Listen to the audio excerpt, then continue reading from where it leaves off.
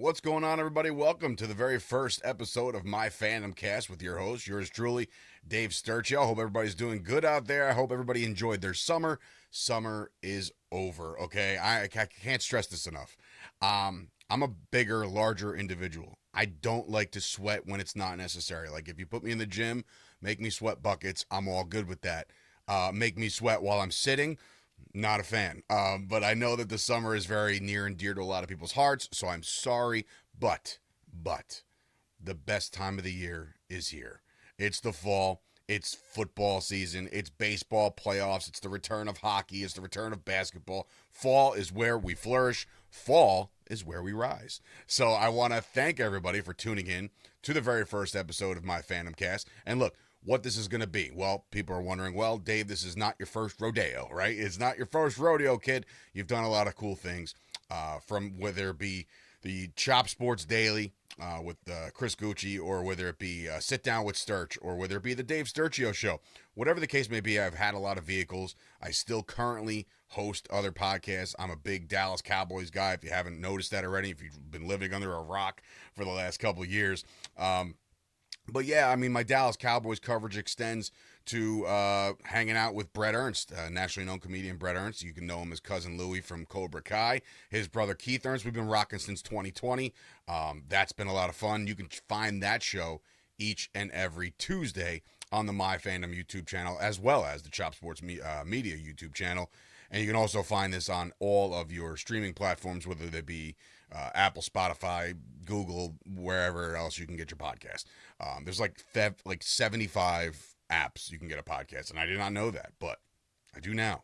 But yeah, listen, so I do the Jersey Boys there. I do still continue to cover the world of professional wrestling with my main man, Josh Chernoff, on Wednesdays, season 2 of the Wrestling Hour. It's going to be a little different. We're not going to be in studio. We're going to be doing our things remotely. Still the same cool look, still the same flavor of everything. We just think it's a lot easier for me to be in my home studio, him to be in his home studio. So that'll be cool. And then, of course, we got my boys, Tommy D and Chris Payne, covering the Fight Factory Wrestling Podcast, which is going to cover all of independent wrestling, professional wrestling, WWE, AEW, and including our promotion, which goes down September 21st from Staten Island, New York. So get your tickets now. If you're a professional wrestling fan, you want to support the brand, that's how you do it. So why My Fandom Cast? Well, I've been talking sports since 2006. I came up through the system, through the Connecticut School of Broadcasting. A lot of fun there, a lot of memories there, a lot of friends made. From there, I got my first internship. Now, brief story about the internship.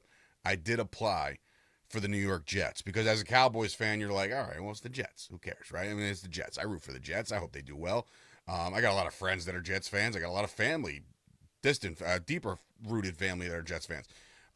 So I don't hate the Jets, so why not apply for the Jets? We're all good. Everything's fine.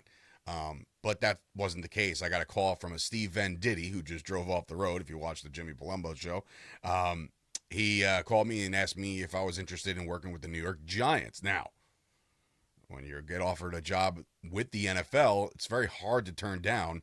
But knowing that you're going to be working with a rival and a team that you despise your entire life, how do you do it? Well, you become a professional very, very quickly, and that's what I did. I took the job.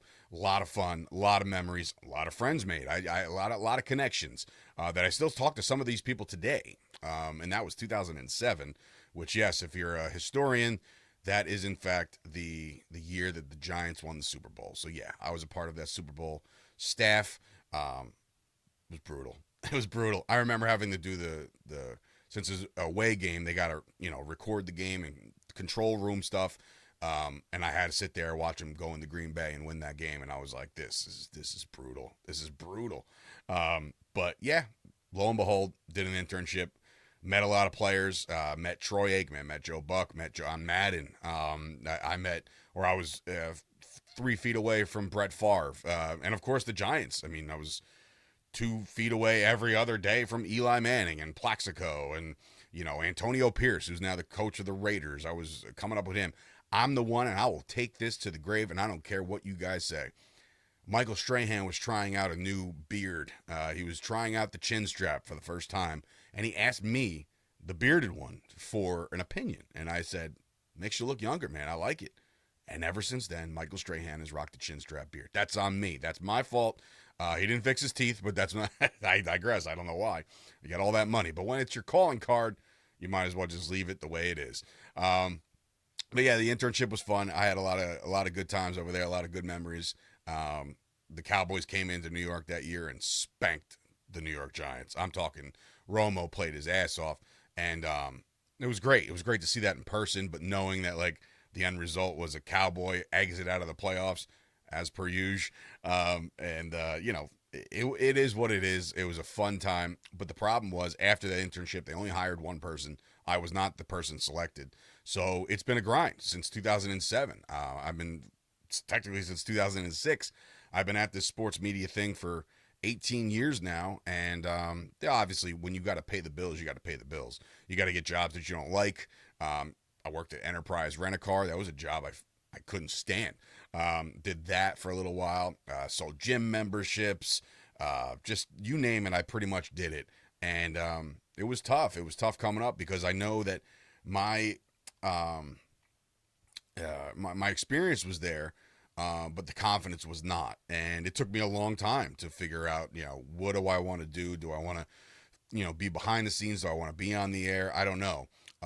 And lo and behold, the world of professional wrestling took me over in 2012, and kind of the rest is history because barring injuries and this, that, and the third, I was able to finally get behind a mic and actually start talking in 2014, launched my first podcast 10 years ago, almost just a little over 10 years ago now. I think it was May or Memorial Day weekend of 2014. That's because I was laid up with an ACL injury. So that's why I did what I did, and that's why I wanted to do what I wanted to do. And I was given the opportunity, so I did. I took it, and I ran with it, and it's been fun. Listen, if it wasn't fun, I wouldn't be doing this. And you work up the ranks and the chains, and I started writing for the Cowboys Wire. I launched the Jersey Boys podcast in 2020, which has been mildly successful. I think it's been pretty cool to talk to Brett and Keith every week about Dallas Cowboys football, so I have somebody to vent to other than my dad and my brother. But it's been a ride, and I think that there's definitely some pitfalls, and there's definitely some good things that come out of all of this. And one of the good things that came out of this was my interaction, and I believe it was 2021, with a man named Josh Chernoff, who was launching the premier streaming network. He thought that he could take over the game as far as a premier streaming service for professional wrestling. And lo and behold, oh, by the way, there's a lot of them out there. It's an oversaturated market. So they made a pivot. And they pivoted to a brand new app called the MyFandom app. And I think that this was the right move. It now covers all of professional sports, including racing.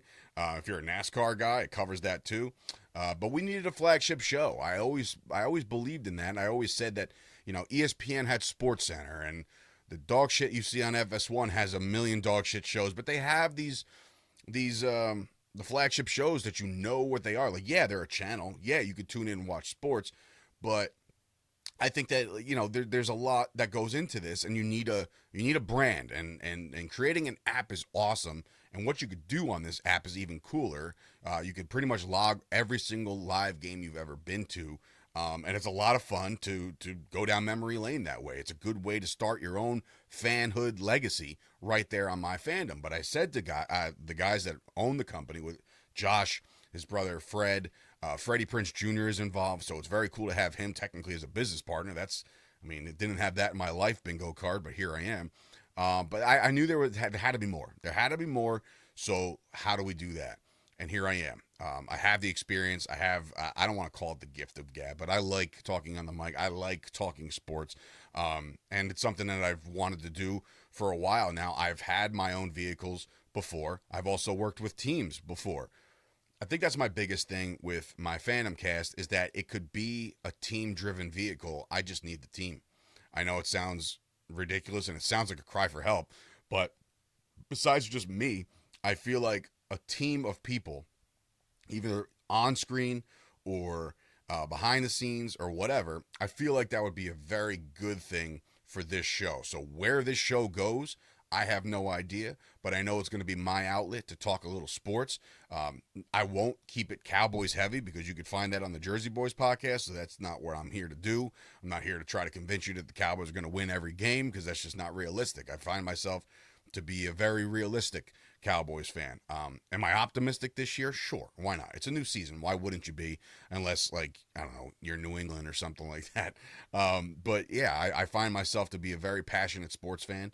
I'm New York through and through, except for football. So I'm a Yankees guy, I'm a Rangers guy, and I'm a New York Knicks guy. And I love all my sports. And now I'm trying to get into Rutgers football, try to keep that on local front, which they're 1-0 as this show starts. So that's fun. But yeah, I'm a well-rounded sports guy. I still love my professional wrestling, even though wrestling drives me absolutely nuts in so many ways. But you know, the WWE is been a passion of mine for a very, very long time. I've watched them since 1992 or 91, whenever Shawn Michaels threw Marty Jannetty through a plate glass window is when I all started. And if you're a wrestling historian, you know how deep my wrestling roots go. But that's where we're at. But yeah, I've done a lot of cool things in professional wrestling. I've gotten to wrestle some really cool people while I was active in the ring. I've gotten to interview a lot of cool people when I was down and out on injury. And now I just get to cover the world of professional wrestling with Josh and, of course, with my guys Tommy D and Chris Payne on multiple platforms. So very excited about that. But this show in particular will be covering sports. And I think that it's something I've wanted to do for quite some time. And here we are. So without further ado, it's like I said before, it's the fall. And I think that the NFL is always going to be number one to me. I'm a psychopath when it comes to NFL football. I will sit there and watch preseason games, even like the Cowboys, obviously, but I'll watch other preseason games. Don't ask me why. I think it's probably a sickness in some way, shape, or form. But yeah, I think it's definitely one of those things that keeps me going. It gets the blood going, and it just keeps me level-headed as I possibly could be.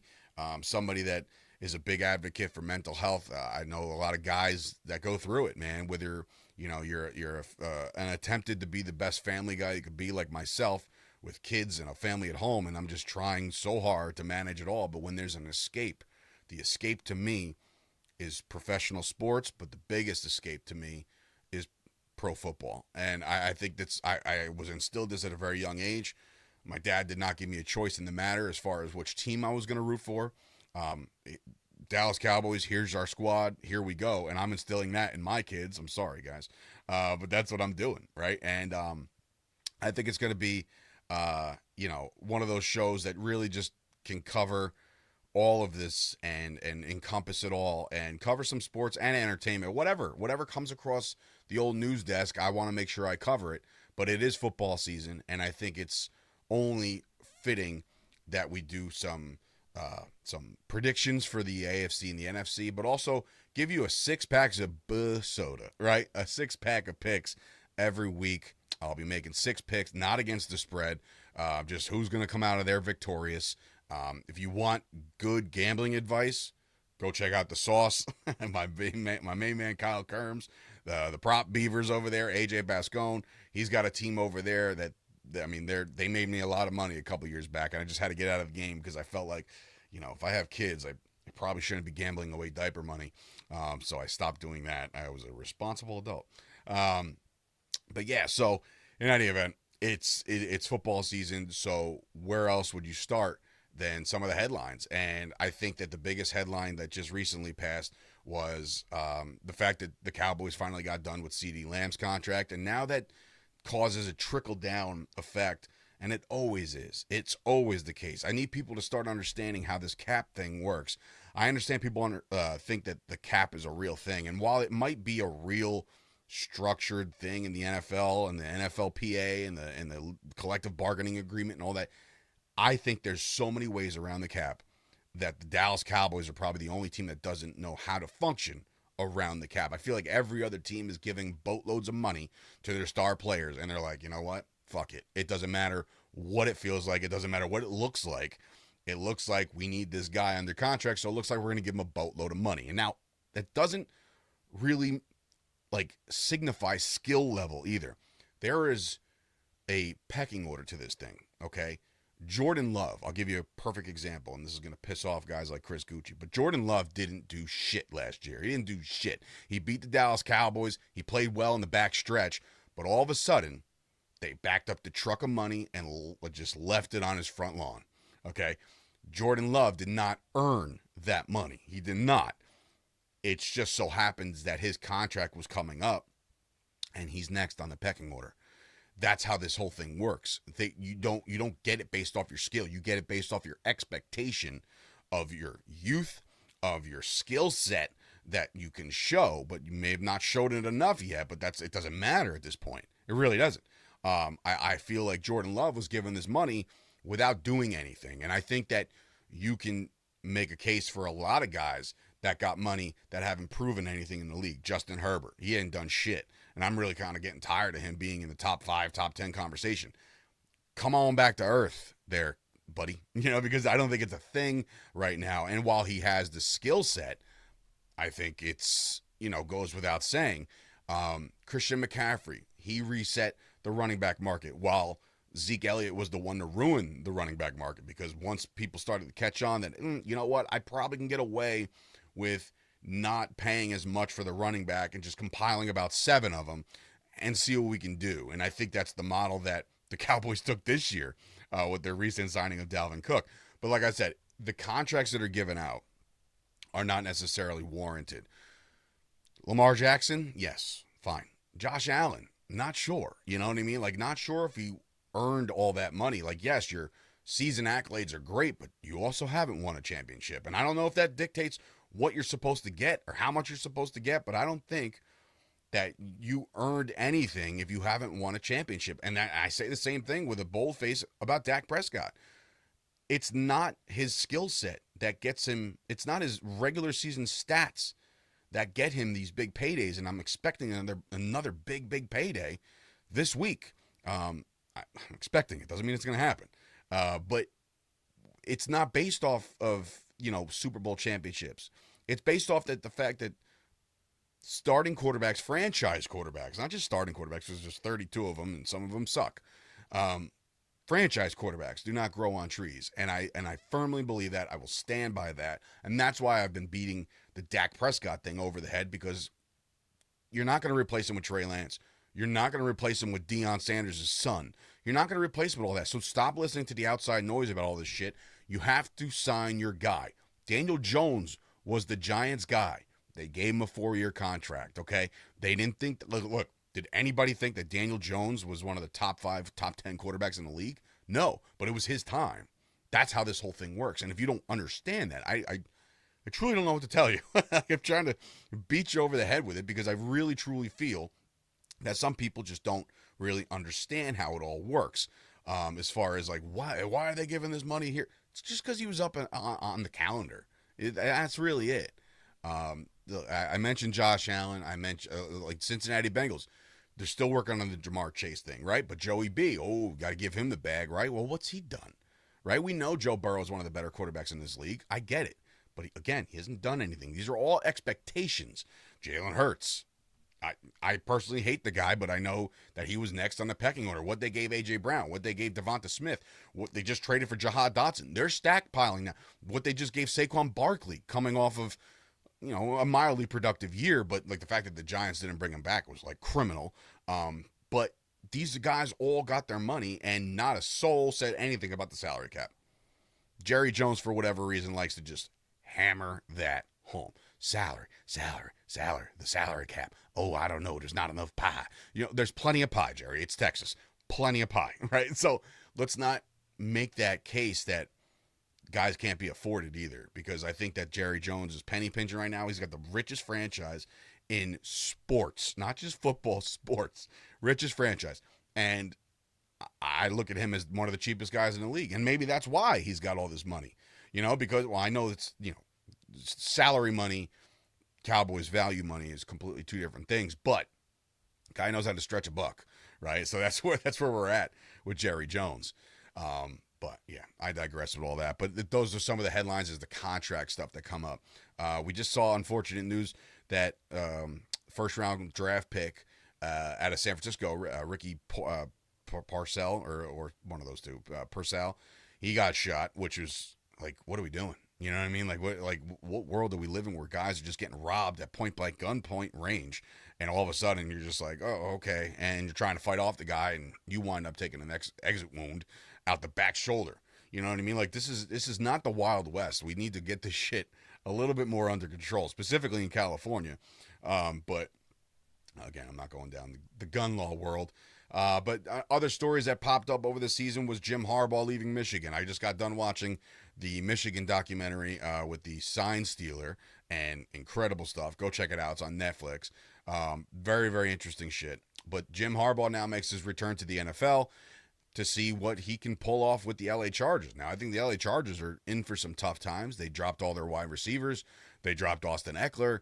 These guys are all just gone. Kellen Moore's out the door too, so now it's a whole new offense with Jim Harbaugh. I think he's going to go through some growing pains, but I also think that if anybody can turn a franchise around very quickly, it's Jim Harbaugh, like what he did at Michigan, and that was college, right? So now you actually have professional athletes on your roster. Turn it all around. We'll see what happens.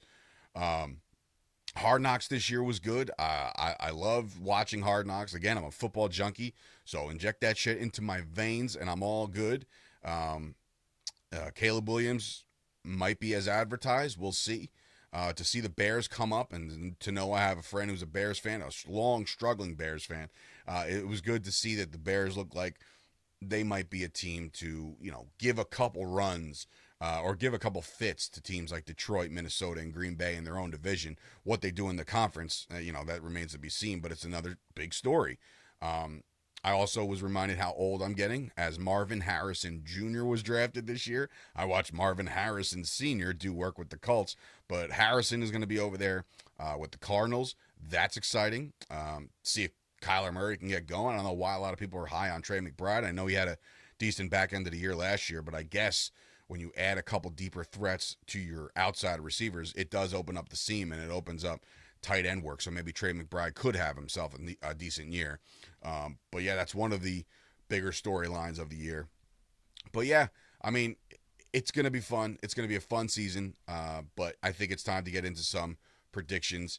And look, when it comes to the AFC, all roads and all signs point to Patrick Mahomes, right? Because Patrick Mahomes has won it back-to-back years.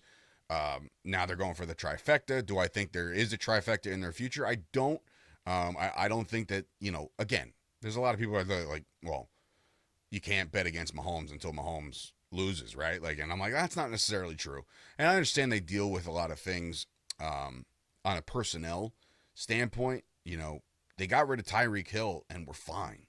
And that's why I think Tyreek Hill, and again, this is one of those things where people could flame me all they want, but I think Tyreek Hill, while he is an incredible, incredible talent, while he's one of the fastest, if not the fastest guy in football, I don't think he's the best wide receiver in football because of the fact that he's just, to me, I don't want to call him a one-trick pony, but it's kind of where I'm leaning. Yeah, he's fast, but can he run a route? Can he run a route better than CeeDee Lamb? Better than Amari Cooper? Amari Cooper used to be one of the better route runners in football, and now I watch a guy like Tyreek Hill. Yeah, he can run a hell of a drag. Why? Because he's outrunning the other guy. But really, can he really put it all together? Maybe he could. Maybe he's going to prove me wrong this year in particular because, again, there's Tua and there's Waddle, and they have a nice little offense over there in Miami. But Tyreek Hill, to me, was a piece that they let go, and the Kansas City Chiefs said, yeah, we're good. We're fine, because then the emphasis went on Travis Kelce. And while last year it was a very annoying season for Travis Kelce to be a Travis Kelce guy, which I was, still am, but it got a little annoying. It got a little annoying with the Taylor Swift shit, and hopefully this year they dial it back a little bit, or maybe they break up, or maybe they get engaged and everybody can just shut the hell up and treat her like one of the players' wives, like everybody else, which I know is impossible because you have Brittany Mahomes, I think his name is Brittany Mahomes, and then that jerk off of a brother he's got. So Mahomes has not done himself any favors. He's actually, to me, he's become public enemy number one for a lot of people. Unless you're a Kansas City fan, which I know about one of them. You know what I mean? So, unless you're an actual Kansas City Chiefs fan, you're not a fan of what Patrick Mahomes is doing, and that's becoming Tom Brady. People started to hate Tom Brady because of the fact that he just didn't lose, right? And he got to the Super Bowl every year. Like, anybody but Brady. Please, anybody but Brady. It's not the case. It's Patrick Mahomes. So we'll see how it all goes. However, in the AFC, I think there's a couple teams that you have to be on the lookout for, and one of them is the New York Jets. And I think that with Aaron Rodgers healthy, and look, knock on all the wood you need to knock on, with Aaron Rodgers in a full season with the New York Jets, there's going to be a lot of noise made by this guy. And I feel like if there's anybody who can go into Arrowhead at the end of the year in a cold Kansas City environment where the wind chill is this and it feels like -4 and all this other shit, it's Aaron Rodgers. I know he's getting older and, like, you know, Father Time is in fact undefeated. However, if there's somebody that can dethrone or slay the beast or slay the dragon or whatever the hell you want to call Patrick Mahomes, I think it's Aaron Rodgers. And I think it will be. I think it will be. I truly think that the New York Jets have put it all together. Sal is on the hot seat. It's the hottest it's ever been. They have a phenomenal running game. Breece Hall is incredible. Garrett Wilson is not talked about enough. I think that this team is going to flourish. And again, I guess I always put my stock behind the Jets a little bit, but this year it just feels a little different. I feel like they put it all together, and they'll get it done. So I like the Jets in the AFC. Other teams I like in the AFC, obviously the Chiefs. I think the Dolphins are probably going to be the only other team to give the Jets a run for their money in the AFC East. I think the New England Patriots are going to be one of the worst teams in football. I think the Buffalo Bills are going to miss the playoffs.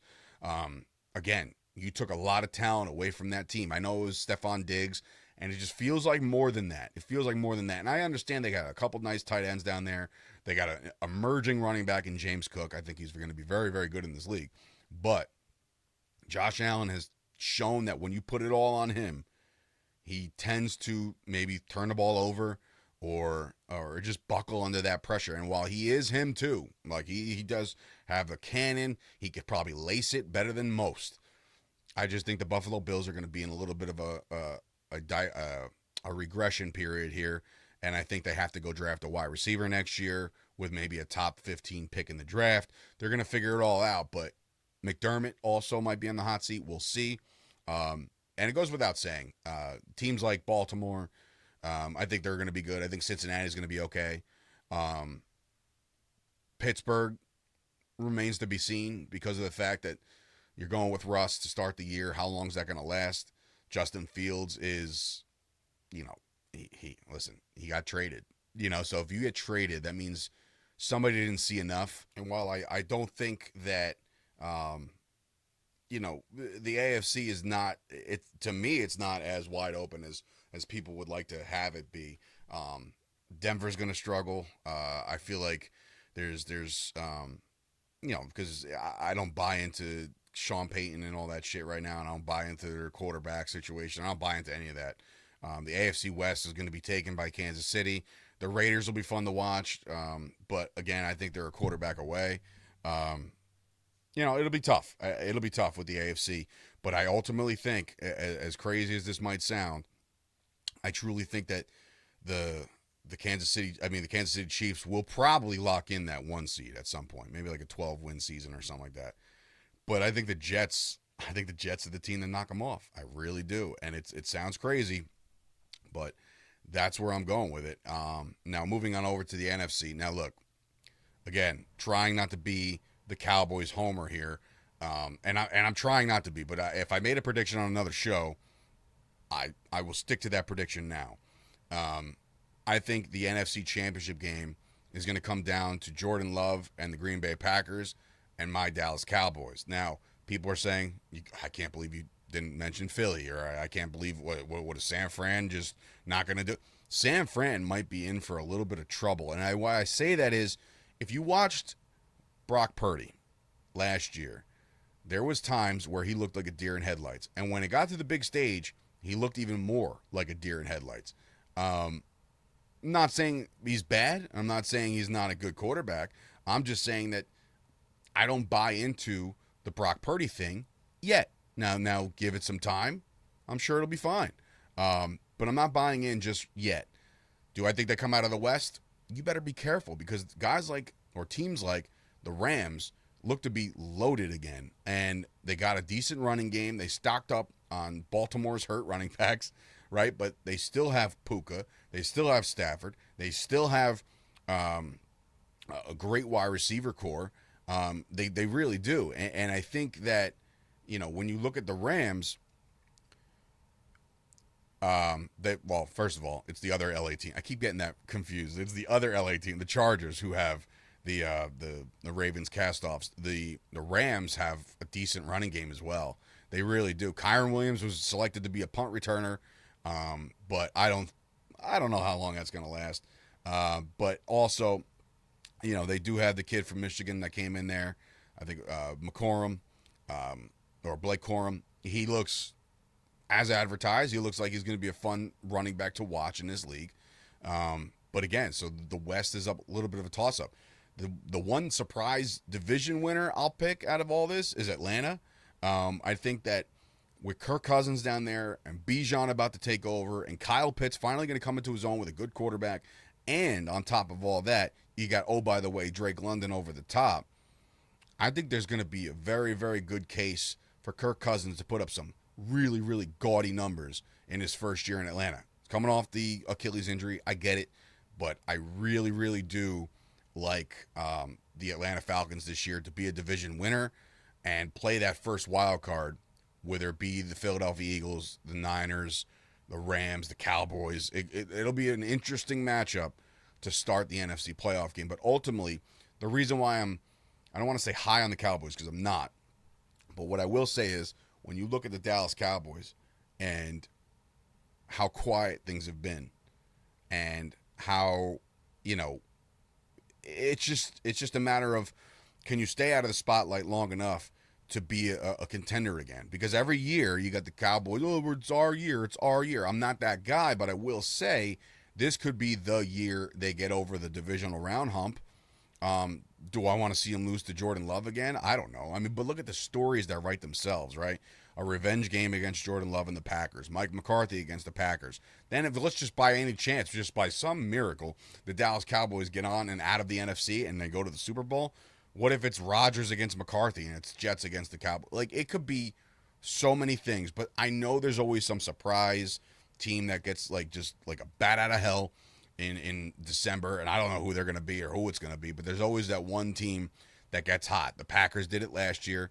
I'm not omitting the Detroit Lions to be a contender. I like their coach. I like their style of play. I like the guys they've added too. One of the biggest underrated signings of this offseason is Tim Patrick to the Detroit Lions. Watch out for that because they're already equipped with Amon-Ra St. Brown. They're already equipped with Jameson Williams. They're already equipped with a really good, heavy, good running game, great tight end. It's like the Lions are going to make some noise too. Jordan Love needs to get out of the NFC North first, and I think he will. But the Cowboys have this path where I think they have the 16th highest or most difficult schedule in the league. To me, I think they can blindfold or walk with their eyes closed to get to 10 wins. I don't know where that all falls as far as seedings, but guess what? I don't give a shit about seedings anymore because the Cowboys were the 2 seed last year. I got way overhyped about that. And then the 7 seed, the first ever 7 seed comes in there and beats them. So I'm done. Miss me with all the seedings. I don't give a shit. Just get in the dance and we'll call it from there. But yeah, so the Cowboys and the Packers in the NFC, I think it's going to be fun. I think it's going to be stressful. I don't ever think it's something that I want. But it's, again, before I'm dead, I just want one more. I don't know how hard that is to wish for, but I've wished for that more than I've wished for anything else. It was like good health with my kids and the Dallas Cowboys to get to a Super Bowl and win one more before I'm dead. That's really it. I'm not a complicated person. That's all I want out of my life. And of course, success and everybody else to succeed and everybody else have a good time while getting there. But all right. So with all that being said, let's get to some picks and wrap up show number 1 because there's going to be a lot of things that are going down. And I got some picks, and I picked some premier games here because I didn't want to be one of those guys that fluff and take Miami or something like that, or somebody that, or Cincinnati, or somebody that's going to win their game handedly, or it's too hard to tell. I'll start with the opener. Last year, the Kansas City Chiefs lost their opener against the Detroit Lions, and then the Detroit Lions put the league on notice that they were here. The Baltimore Ravens, in a rematch of the AFC Championship game, they're coming in loaded. Okay, and when I say loaded, they brought in a load known as Derrick Henry. So you stockpile both Lamar Jackson's running ability and Derrick Henry's running ability. And oh, by the way, one of the better tight ends in football, Mark Andrews. And oh, by the way, a burner in Zay Flowers, right? They have the tools to be one of the better teams in the AFC, and I think they will be. And I think they go into Kansas City, just like last year, and this time Baltimore gets up on Kansas City. I like the Ravens in week 1. 2 years in a row, the Chiefs were spoiled on their opening night. Now, moving on over to those hated Philadelphia Eagles in a game where, don't ask me why it's being played in fucking Brazil, but that's where the game's being played. I can't really, contest that too much, but I'm not going to get into why I think it shouldn't be or should be. I just think it's pretty dumb. But the Philadelphia Eagles taking on the Green Bay Packers. And look, and if I pick the Packers to go to the NFC Championship game, that means they're going to have themselves a good year. I think they get off this season with a win, and I think they put it on the Philadelphia Eagles defense. Now, while I think the Eagles could put up points, I get that. The Packers defense has been getting better every year.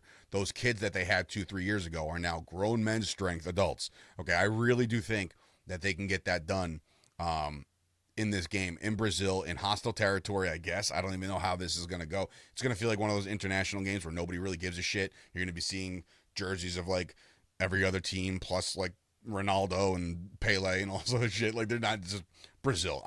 Brazil football, but I just, whatever. But anyway, give me the Packers to win their opening week over the Philadelphia Eagles. I shift it now. It's still in the NFC East to the Dallas Cowboys visiting the Browns. And I think the Cowboys dodged a bullet when it came to Nick Chubb being started on the pup.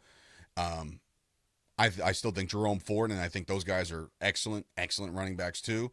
Deshaun Watson has not said much or done much with the Cleveland Browns yet, but I mean, the Dallas Cowboys defense was made and built to finally stop the run and try to get after the quarterback, and I think they will.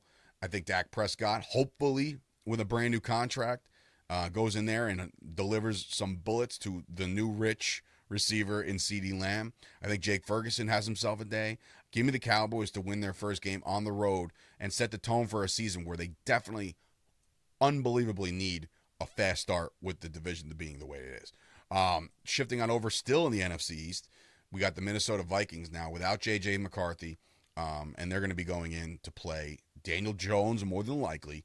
I can't imagine him not starting this game, but the unfortunate loss of J.J. McCarthy and now Sam Darnold, who's played for pretty much every team in the NFL at this point, would it be a fun redemption story for him to come back into MetLife Stadium and win a football game over the New York Giants? Sure. Do I think it's going to happen? No, I don't. I think the Giants are going to start off 1-0 with a win over Minnesota. Now, Giants fans are going to see this win. They're going to be like, oh, my God, bro. This is it, dude. Like, no, it's not. Everybody calm down. I still think the Giants wind up in the top 5 or 6 of the NFL draft next year, but they give the fans a little bit of hope this week, and they get it done, and they take out the Minnesota Vikings. The best game on the docket, I think, is on Sunday Night Football. It's Detroit, and it's L.A. You're really going to find out who's who right here. And I understand that it takes a couple weeks to get really acclimated. Remember, the preseason is a joke at this point. Nobody plays anymore. I think that there's going to be some serious action in this game. Whether it be a complete slugfest where both offenses just go. In this one, though, I do like the Rams. I like the Rams to win this game.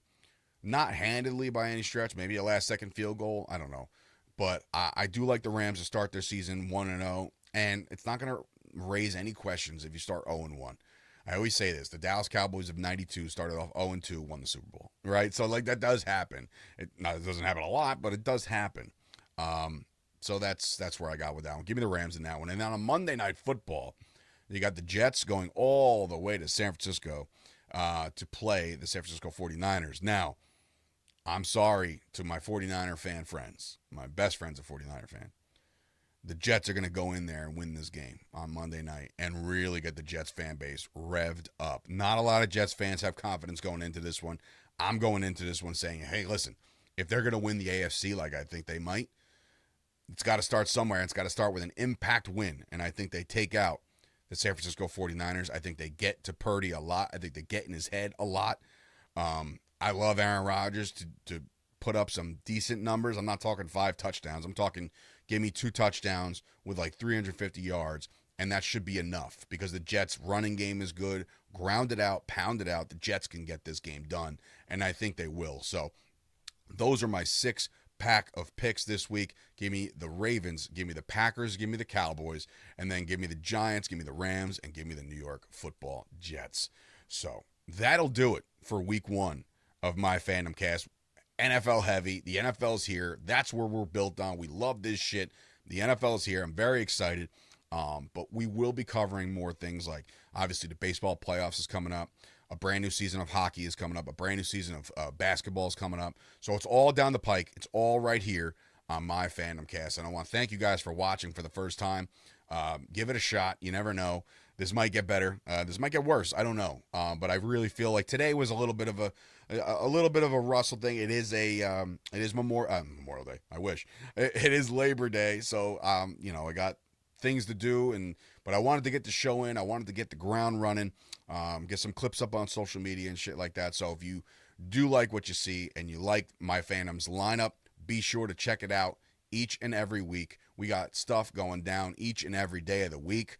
Please follow along, and most importantly of all, download the MyFandom app at myfandomapp.com, or if you're on iOS, get to the Apple Store, download this thing, explore it. It's awesome. Just go check it out.